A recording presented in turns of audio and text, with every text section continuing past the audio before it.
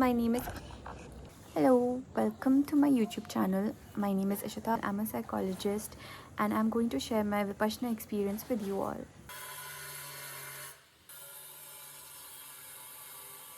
Vipassana has been in my family since a very long time. My Nanu was a Vipassana meditator.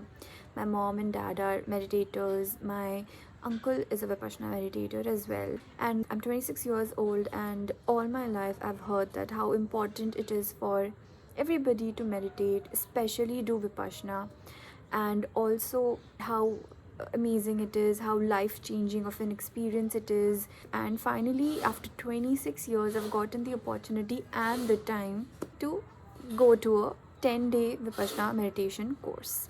I did not go with any expectations because I did not want to be disappointed in any way.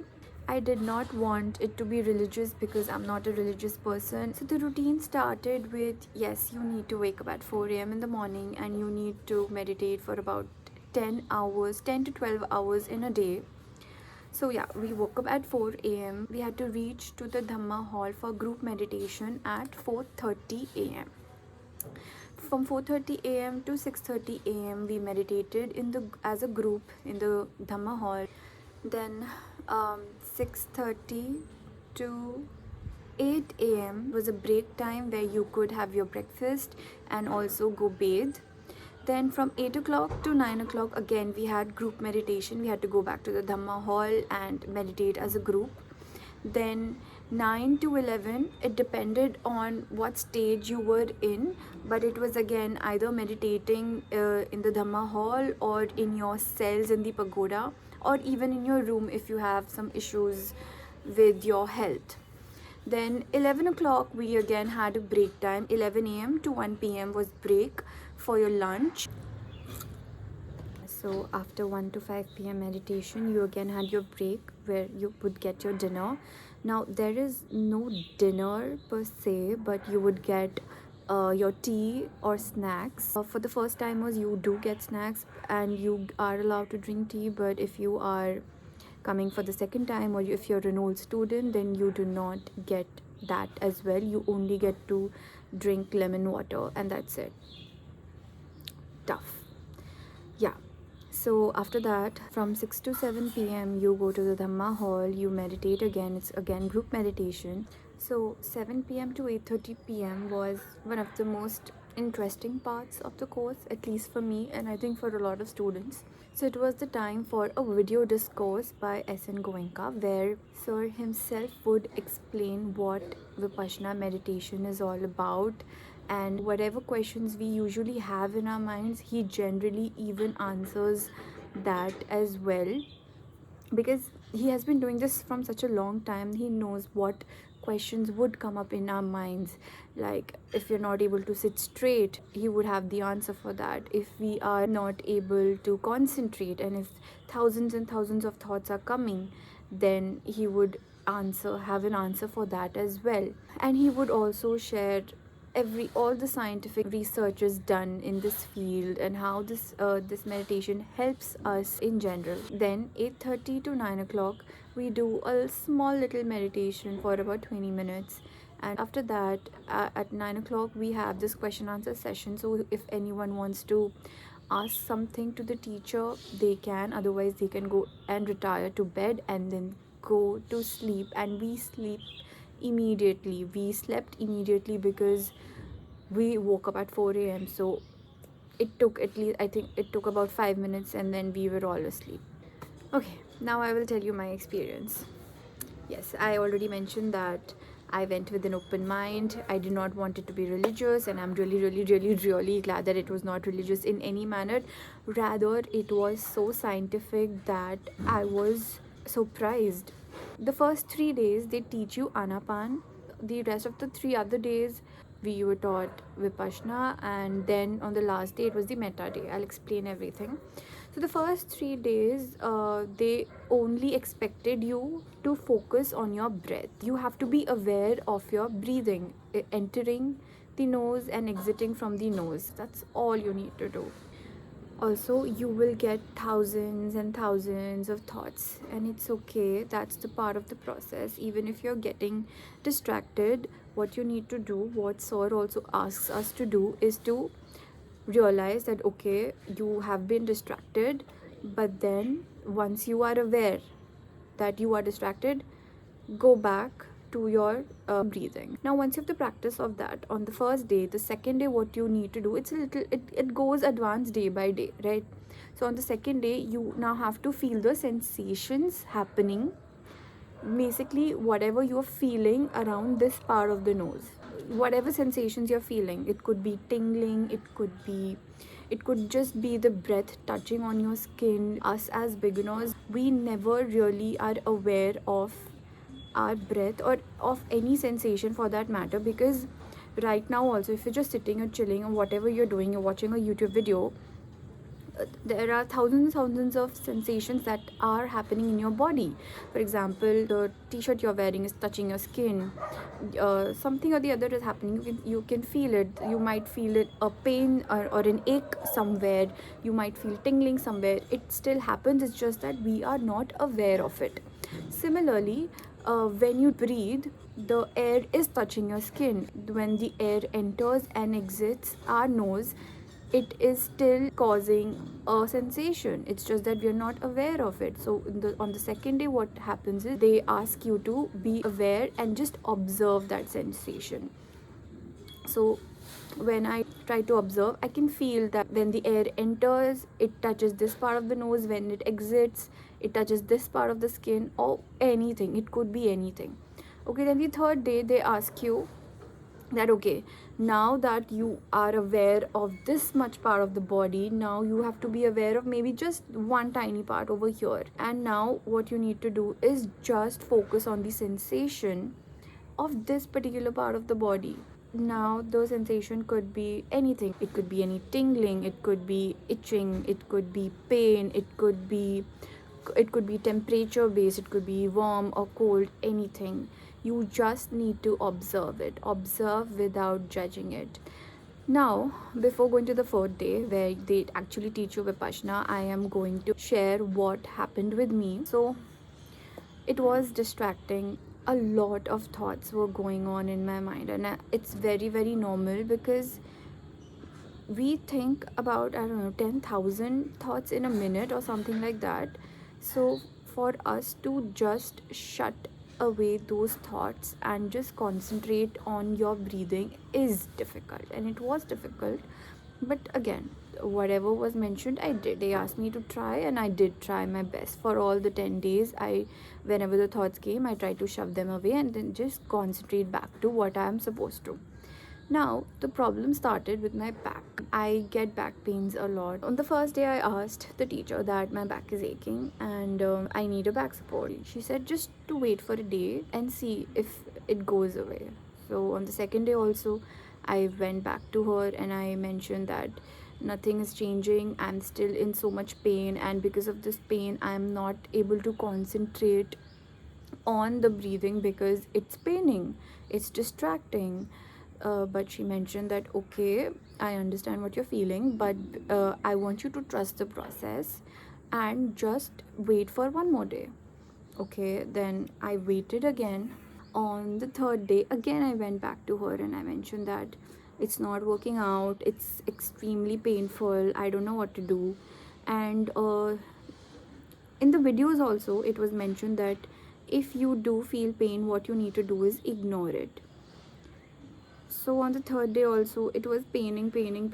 But what happens is, my father had told me this, that they teach you in the fourth day of Vipassana, where you start observing your sensations, not just on your tip of the nose but in your entire body. So I was like, okay, let me try observe that back pain.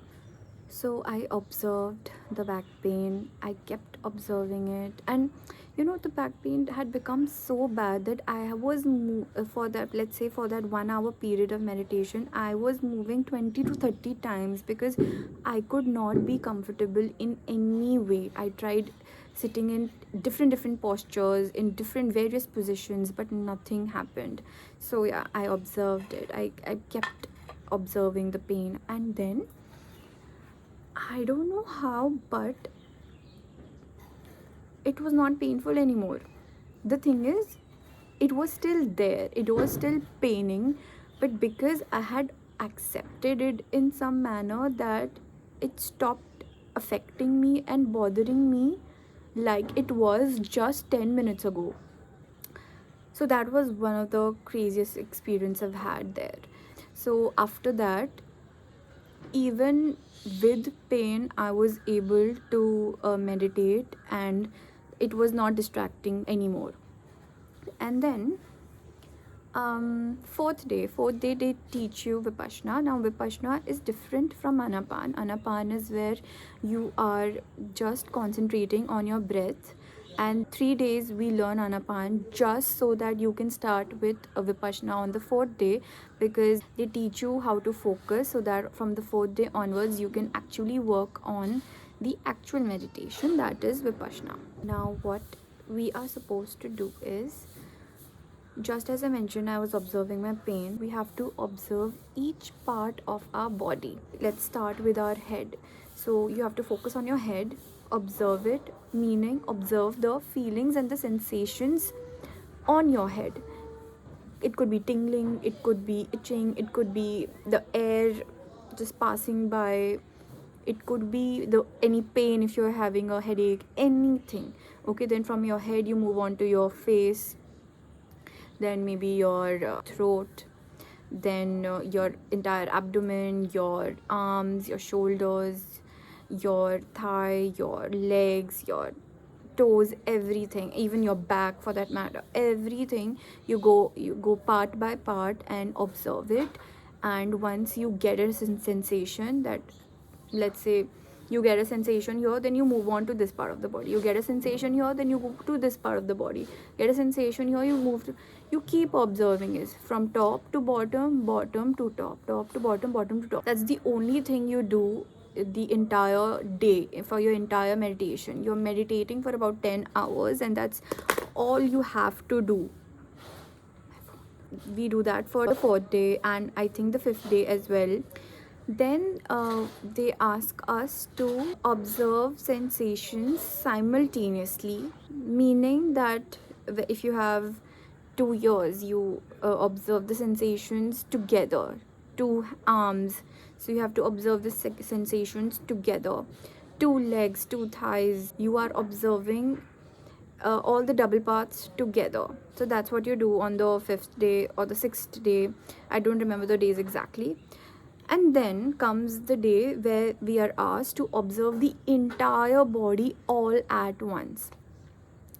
And I am really, really surprised that whatever they asked us to do, I was able to do. I was able to observe the sensations part by part. So on the back, I obviously observed pain, and on the head also, I have migraines, so I did get headaches, so I would observe pain. And mostly the sensations I observed were tingling. So after focusing a lot, I would feel tingling on my face, tingling on the back of my head, tingling on the neck, on the shoulders, entire back, arms, thighs. Then and when they asked you to observe the body simultaneously, that was difficult for me. But it would happen sometimes, and sometimes it would not. So if when we are asked that if it is not happening, then you go back to observing the sensations part by part. So on the day they asked us to observe the sensations of our entire body altogether, that day was very, very amazing for me, because something happened which I don't know it would happen again, or it is something where you feel that it's not real, or that somebody is bullshitting. Because what happened was, they asked us to observe our entire body, and I tried to observe it, and it happened so beautifully, it happened so naturally. I could observe my entire body as a whole, and the entire body was tingling. It felt like I was floating in the air while observing all the sensations and the tinglings, and I really can't explain it. You have to observe it. So yeah, that happened on the 8th day, I think. And on the 9th day as well, we did the same thing. And there were times I could observe my entire body altogether, but there were times I was distracted and it did not happen. So I went back to observing the body part by part. Another interesting thing was that in the last few days, Sir had mentioned that now we have to try and force ourselves a little bit to sit still for one entire hour, 3 times a day. At those hours, we were not supposed to. If you have to, you can obviously change your posture, but you were not supposed to change your posture. You were not supposed to open your legs. You were not supposed to get up. They just asked you to try your best. So for me personally, I started from, on the day one I was moving 20 to 30 times, but on maybe the second last day I was moving about 3 times, and I ended with moving only one time. So it was a very big achievement for me, someone who was moving so much before. And one of the main important principles of what Vipassana is, I previously mentioned it as well, was they teach you to observe every sensation, feeling, emotion in your body and ask you not to judge it. Because what happens is, when you don't feel a sensation, you start getting annoyed, but when you do get a sensation while meditating, you feel really happy that okay, I am getting a sensation. Then on the last day, it was the metta day, where we learned a song called Mangal Maitri, where it basically was a song about how we should just hope everyone to be happy, and it was basically about being happy. It was a very lovely, very sweet song, and yeah, we ended with that. The most important thing were the rules that we followed. There were 5 noble truths, but the most important were, that you were not allowed to speak. You could not talk to anybody except your teacher. You could not talk to your roommate. You could not talk to anybody. If you had come with your family, you could not talk. You could only gesture if something very urgent happened, that too with the people who were serving us. You could not even make eye contact. On the first day, we took the oath of silence, and on the 10th day, we broke our silence. And on the 10th day, after the metta day, after the celebrations and the songs happened, we were allowed to speak, and then the entire environment changed immediately, because everyone were talking to each other, and everybody started discussing about where they came from. I got to talk to my very lovely roommate. She was a 45-year-old woman. She had come from Canada, and a mother of 2, and I got to know about her, and I got to know about a lot of people as well, very different people coming from so many places. It was really beautiful. It was a very beautiful journey. One more thing which I just recalled was that on the 8th day or the 9th day, they allowed us to sit and meditate in the pagoda. Now, pagoda is made up of uh, hundreds and hundreds of cells. These cells are small, tiny rooms with a very tiny window, so it becomes easier for you to concentrate. So the Vipassana center I went to was Dhamma Thali. It is in Jaipur. There are 2 centers in Jaipur, but the one I went to was one of the oldest centers in the world, and the center accommodated 200 students. So we were 100 females and 100 males. The sections for males and females were divided, so we were not allowed to meet anybody from the opposite gender. Even the Vipassana, the Dhamma halls were separate. The uh, living quarters were separate, the dining area was separate. Another interesting thing was, in the dining area we were allotted our seats. So my seat number was 43, and every day we had to go and sit on the same seat, and we were allotted with our utensils. We had to use the same utensils for the entire 10 days, and we were supposed to wash the same utensils and keep it on our tables, and nobody else was allowed to use it. So I think it's really, really hygienic as well. कौवा कहाँ से आ गया?